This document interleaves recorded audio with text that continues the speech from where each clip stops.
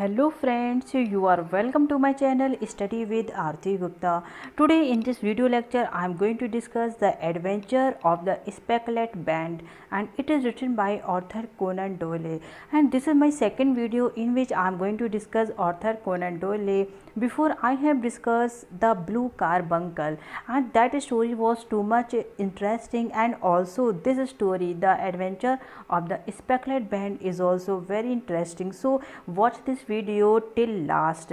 And friends, this short story was published at first in Strand magazine in Feb 1892, and this is the 8th number stories along with other stories. तो friends आइए देखते हैं कि इस story में क्या है. बहुत ही मज़ा आने वाला है आपको इस स्टोरी में.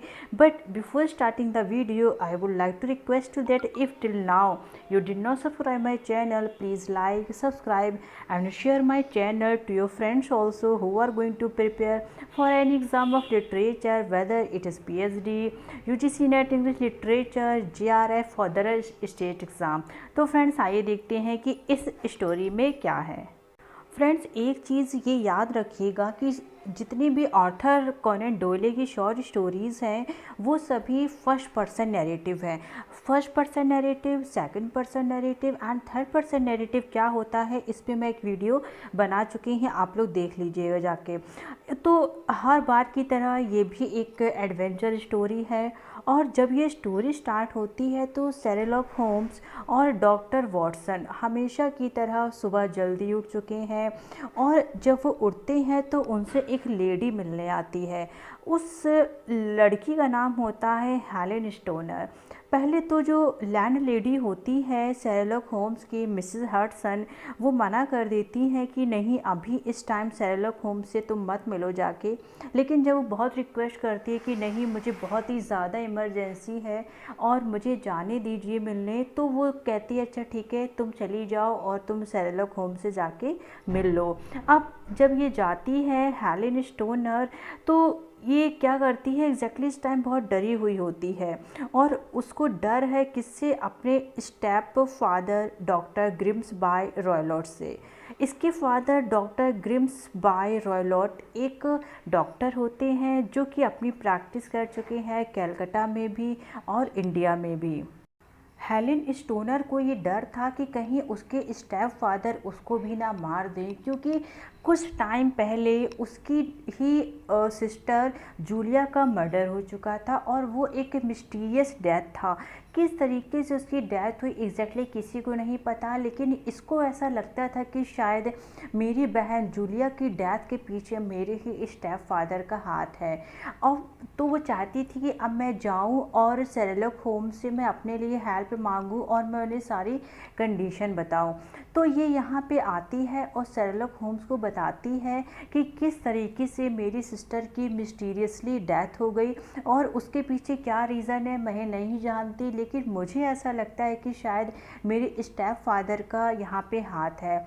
और वो अपने स्टेप फादर के बारे में बताती है कि जब वो इंडिया आए थे, जब उन्होंने इंडिया विज़िट किया था, तो मेरी मदर जो कि एक विडो थी, उन्होंने इनसे शादी कर ली थी. उस टाइम पे मैं और जूलिया थे. इस तरीके से जब डॉक्टर रॉयलट ने मेरी मदर से शादी कर ली, तो वो हम दोनों लोगों को लेके, अपनी मेरी स्टेप डॉटर को लेके वो यहाँ पे आ गए, और उसके कुछ टाइम के बाद मेरी मदर की डेथ हो गई, तो हम दोनों यहाँ पे अब अकेले थे. उसके बाद मेरी सिस्टर जूलिया की डेथ हो गई, और अब मुझे ऐसा लगता है कि मुझे भी अपने स्टेप फादर से कहीं ना कहीं डर है कि कहीं वो मुझे भी ना मार दें, तो मुझे आपकी हेल्प चाहिए. तो यहाँ पे शेरलॉक होम्स बोलते हैं कि ठीक है कोई बात नहीं, तुम परेशान मत हो, और मैं तुम्हारे घर आऊँगा और मैं देखूँगा कि एग्जैक्टली वहाँ पे क्या चीज़ है, तुम्हें ऐसा लगता है या तुम्हारा डाउट है या एग्जैक्टली ये चीज़ भी सही है.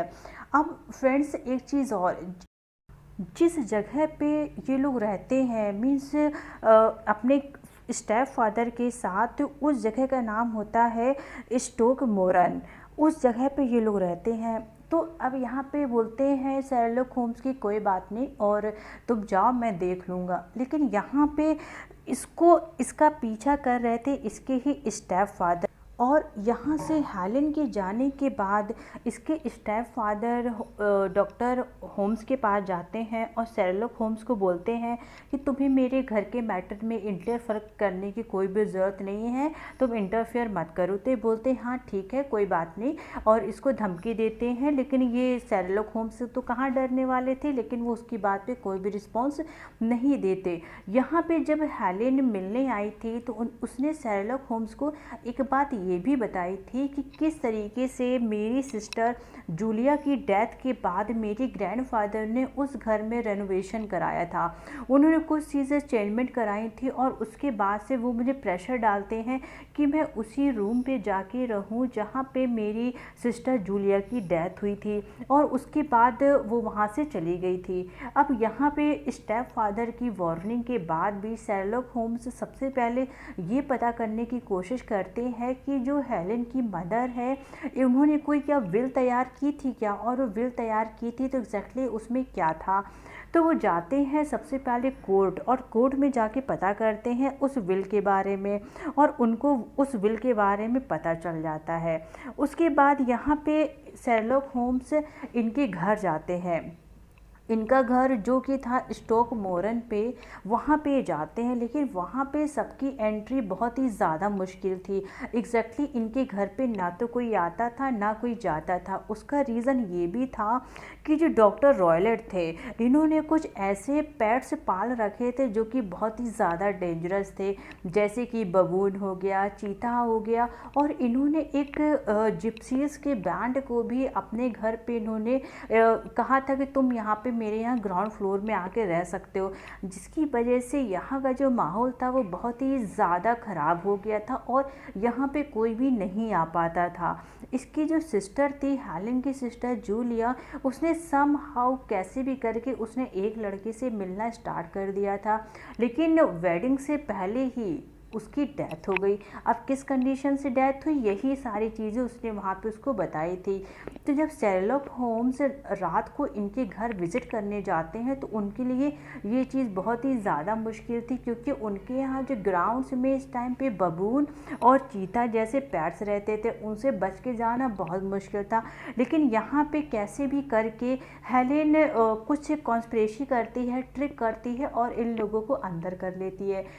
जब ये लोग अंदर जाते हैं तो उस टाइम पे डॉक्टर रॉयलेट घर पे नहीं होते हैं, थोड़ी देर बाद आते हैं, लेकिन इसके पहले ही शेरलॉक होम्स ने और डॉक्टर वॉटसन ने क्या किया था, उनके रूम की पूरी इंक्वायरी कर ली थी।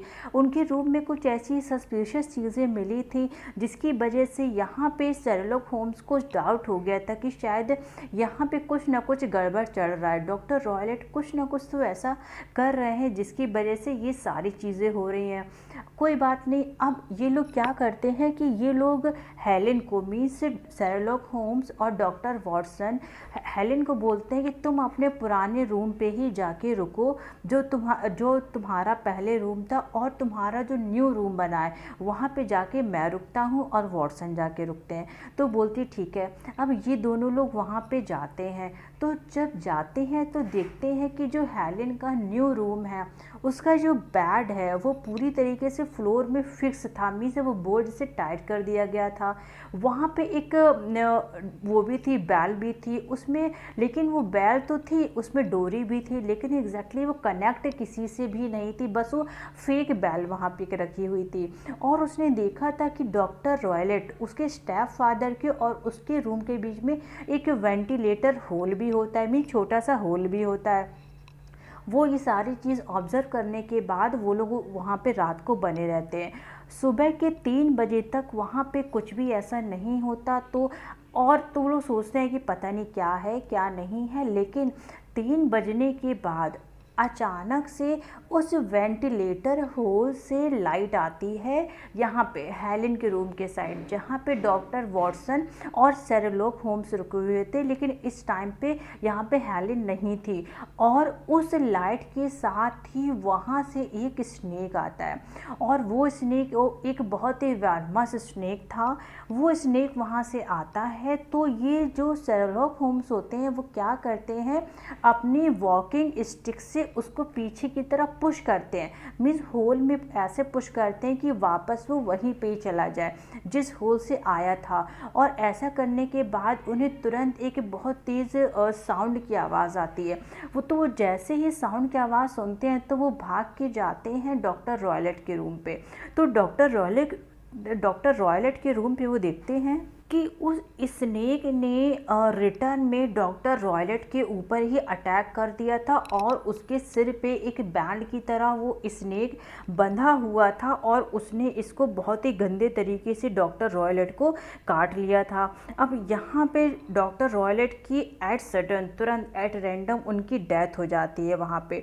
और डेथ होने के बाद यहाँ पे जो शेरलॉक होम्स थे और डॉक्टर वॉटसन थे वो इस चीज़ के लिए सोचते हैं कि शायद इस चीज़ के लिए, मीन्स डॉक्टर रॉयलेट की डेथ के लिए हम ही लोग रिस्पॉन्सिबल है, क्योंकि हम लोगों को ये बिल्कुल भी अंदाज़ा नहीं था कि वो स्नेक वो वापस जाने के बाद यहाँ पे उनके ऊपर ही रिटर्न में अटैक कर देगा। और यहाँ पे शेरलॉक होम्स उस स्नेक को आइडेंटिफाई करते हैं ऐसे कि वो क्या था, वो snake as an Indian swamp adder था। वो बहुत ही ज़्यादा वेनमस स्नेक था, बहुत ही पॉइजनस था, जिसके काटने के बाद कोई भी नहीं बचता।